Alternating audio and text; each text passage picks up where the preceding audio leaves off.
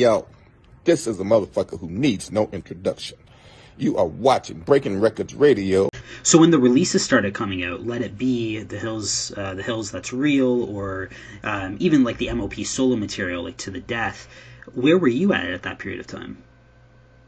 At that period of time, I was locked up on a case. I had to go do some time upstate. Gotcha. Yeah, so I was locked up, but it's funny because when How About Some Hardcore came out, the video, I'm upstate and I see the joint come on the TV.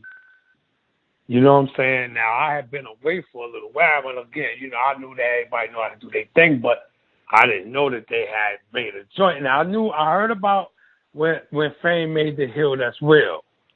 I did hear about that. You know what I mean? It was a compilation. I remember he was on a couple of joints. It was on 4th and Broadway. Yeah. So, you know, I was up on that. But this the funny thing is that when we was younger, like if you look at me, right, and you look at Bill, if you ever look at our size difference, I probably come up to Bill's shoulder, right? Or maybe not his chest, but probably his shoulder, right? He got me by a few inches. It's a notable difference in our sizes.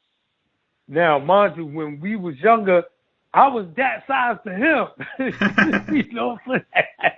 I was that size to him. Those growth spurts, yeah. You know, yeah, it's crazy because when they came out with How About Some Hardcore, I'm looking and I'm like, okay, I'm like, that's Fame in the video. We call him Slap. You know what I mean? Yeah. Everybody probably should know that by now that, you know, we also call him Slap the home team. But I'm like, all right, that's Slap. I'm like, yo, who was that with him, though? Because by now, he done inched up and his voice got that deepness and, you know, that little raspiness with it. Yeah. I'm like, yo, and you know, he always used to have his hat pulled down in the video, so you couldn't see his eyes. That's the one distinctive thing that, you know what I'm saying, that you were always, even from when he was little, he had some different eyes, you know what I'm saying?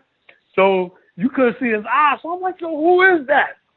And then, you know, it came a little minute before I found out even who that was, you know what I'm saying? And I was like, oh, shit, man, listen, you know what I'm saying? We go back, man, I'll be at they mama crib, you know what I'm saying? They be at my mama crib, shit like that, you know what I'm saying? So we go back again, you know, even before the music.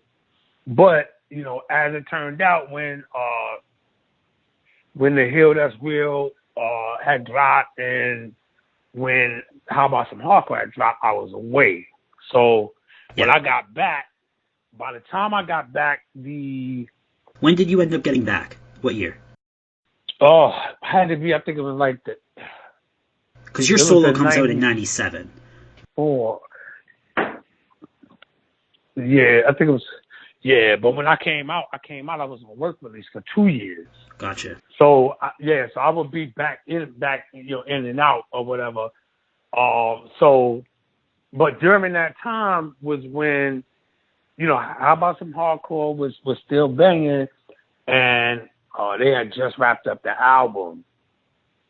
You know what I mean? So one day, and mind you, I'm still on work release, so every minute of my little day that I got that I don't got to be in, I got to try to make the best of it, you know? Yeah. So I sliding through my old hood and go and see my peoples and so forth.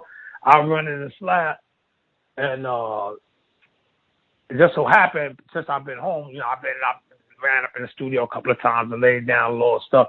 But, you know, and it was like, you know, just me just getting shit off my chest. Let me sharpen up my sword. I've been away for a little minute. I ain't really been at it like that. And even before then, I was in the street more so, you know what I'm saying? So it was like, you know, I did it, but I wasn't really, you know, really going at it hard. But when I got locked up, it was like, yeah, I ain't got nothing but some time on my hand.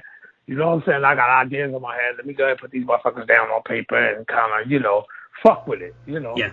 So anyway, so it was like doing that type of thing, you know? So I have some little shit coming from the studio, and I seen Slap, and I let the nigga hear, and the nigga was like, yo, son, that shit crazy. But they had just finished the To the Death album. So it was like still when they had the tapes and all of that. So, I had the little wrapper around the tape. He handed it to me. I still remember I was getting ready to walk down the hill and go visit my cousin because I had to go back in that next morning. So I was like, I'm going to go visit my cousin and then I'm going to go back to the crib and then I just got to go do what I got to do after that. But on the way down the hill to my cousin's crib, I put the joint in the tape. This is how all this shit we talking about. I think I put it in the tape player. I put it in the tape player. And I'm on my way walking down the hill, and I'm just blown away. I mean, absolutely blown away at what I'm hearing. I'm hearing Rugged Never Smooth. I'm hearing Top of the Line. I mean, all of these joints that are just, like, phenomenal to me, Not only are they phenomenal, but they're your friends, right? Like, that adds a whole other element to it. Right, exactly. So, and it's like, where they was at one point in time, and now you hear this, and it's just like they've always been dope, but this shit is just out of the fucking, I'm like, what the fuck just happened? You know what I'm saying? That shit was crazy. I couldn't even believe what I was hearing. That's how dope it sounded, and I ain't just talking about on a lyrical tip, but on a production tip as well. Like DR Period, he, had produced some joints on their shit and was produced that whole album basically, you know what I'm saying? And it's just the sound that album had. Stylistically, like, really unique, yeah. Yeah, so